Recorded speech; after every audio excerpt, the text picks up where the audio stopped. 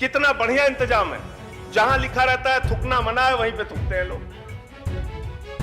मोमबत्ती में जज काम करते हैं सब। उस न्यायालय के अंदर, उस कोर्ट के अंदर हत्या की घटना हो रही है, गैंगवार हो रहा है वहां पे। मानव दीपक जोशी नाम के एक व्यक्ति को 41 साल के बाद रिहा किया गया। मान्यवर कि रिटायरमेंट होने के बाद 65 की जगह उनको 70 साल में रिटायर कीजिए, लेकिन 5 साल तक उनको किसी भी दूसरे पद पर अपॉइंट ना किया जाए।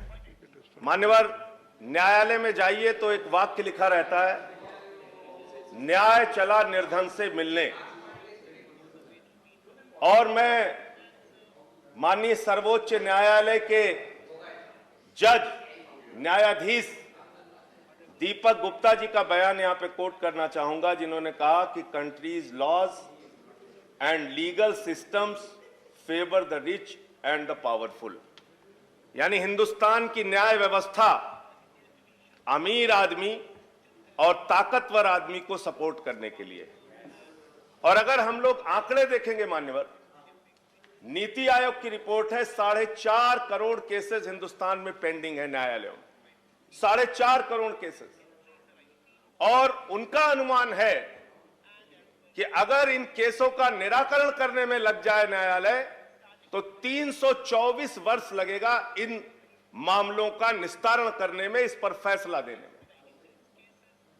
73,000 केसेस सुप्रीम कोर्ट के सामने पेंडिंग है, 6,000 जज की पोस्ट खाली है, 50,000 लोगों पर एक जज है, और सुप्रीम कोर्ट के माननीय 33 न्यायाधीशों में एक एससी है, एक ओबीसी है, जिसकी चिंता यहां पे रामनाथ ठाकुर जी ने भी व्यक्त की। मान्यवर, मैं कुछ विशेष मामलों के ऊपर आपका ध्यान आकर्षित कराना चाहता हूं। आज जब हम लोग यहां पर पेंडिंग केसेस के बारे में बात कर रहे हैं, तो कुछ ऐसे केसेस भी हैं जिसमें न्याय मिलने में इतना समय लग गया, जो मुझे लगता है पूरी दुनिया में हम सब के लिए एक शर्म की बात होगी। बंगाल में दीपक जोशी नाम के एक व्यक्ति को 41 साल के बाद रिहा किया गया। मान्यवर, आसाम में 3 साल तक मधुबाला दास के नाम पे मधुबाला मंडल को गिरफ्तार करके रखा गया। उसकी आइडेंटिटी गलत थी, 3 साल तक वो जेल में रहती है। मान्यवर, बिहार में एक नरसंहार हुआ था जहानाबाद में, जिसमें 58 लोग मारे गए थे, और उसमें जब फैसला आया तो सारे के सारे लोग बरी कर दिए जाते हैं। 19 साल के बाद विष्णु नाम का एक व्यक्ति, जो ललितपुर का रहने वाला था, उसको हाई कोर्ट से रिहा किया जाता है, निर्दोष साबित किया जाता है। 19 साल इसमें लग जाते हैं। मान्यवर, ये तमाम ऐसे मामले हैं। 23 साल के बाद मिर्जा नासिर हुसैन, कश्मीर का एक व्यक्ति, 23 साल के बाद उसको निर्दोष साबित किया जाता है और उसको रिहा किया जाता है। मैं बड़ी विनम्रता पूर्वक आपके माध्यम से इस सरकार से कहना चाहता हूं, फास्ट ट्रैक कोर्ट्स का गठन कीजिए, ज्यादा से ज्यादा न्यायालयों का गठन कीजिए, ज्यादा से ज्यादा जजेस की नियुक्ति कीजिए, जिससे कि ये वर्षों यानी कि तारीख पे तारीख मिलने वाली जो कहानी है, इस पर विराम लग सके और लोगों को जल्दी न्याय मिले, न्याय के प्रति लोगों के मन में आस्था पैदा हो। गरीब आदमी के पास मान्यवर न्यायालय का खर्च उठाने की ताकत नहीं है। वो बीवी का गहना बेच के, घर का गेहूं बेच के वकील की फीस देता है मान्यवर, और उसको तारीख पे तारीख मिलती रहती है, वर्षों तक उसको इंतजार करना पड़ता है।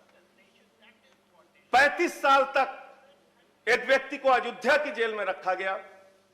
जिस धारा में वो बंद किया गया था, जितनी उस धारा के अंदर जितनी सजा होती है, उससे 10 गुना ज्यादा सजा काटता है वो, और उसके बाद उसका बेल बॉन्ड भरने वाला कोई नहीं था। उसको 35 साल के बाद रिहा किया गया। ये हिंदुस्तान के न्यायपालिकाओं से मिलने वाले न्याय की हकीकत है मान्यवर।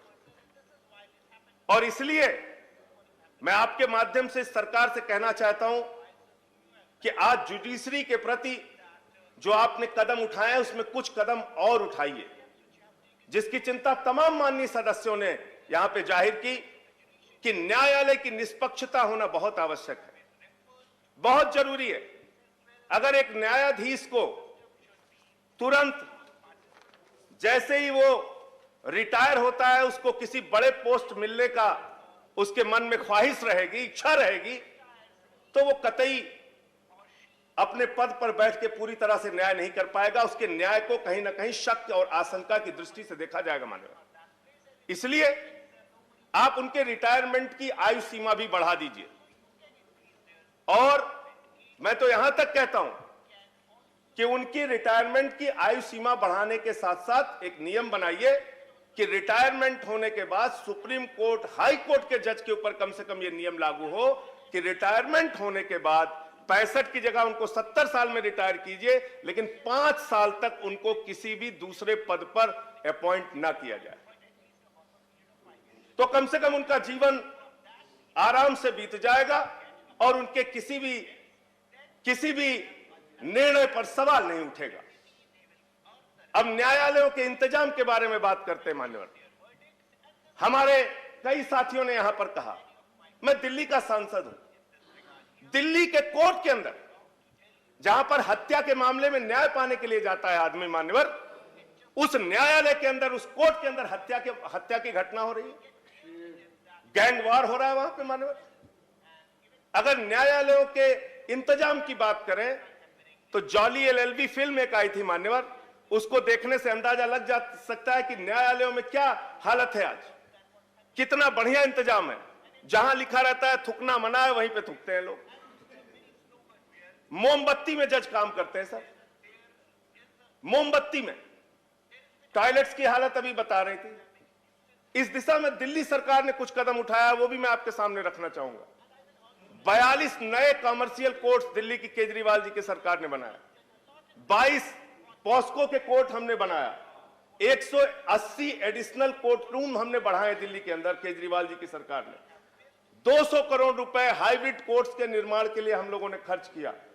और दिल्ली की सरकार पहली सरकार है मान्यवर जिसने अधिवक्ताओं के लिए एक ऐसी स्कीम लागू की जिसमें 10 लाख का लाइफ इंश्योरेंस और 5 लाख का उनके लिए हेल्थ इंश्योरेंस उनके परिवार के लिए, ये हमने दिल्ली में करके दिखाया।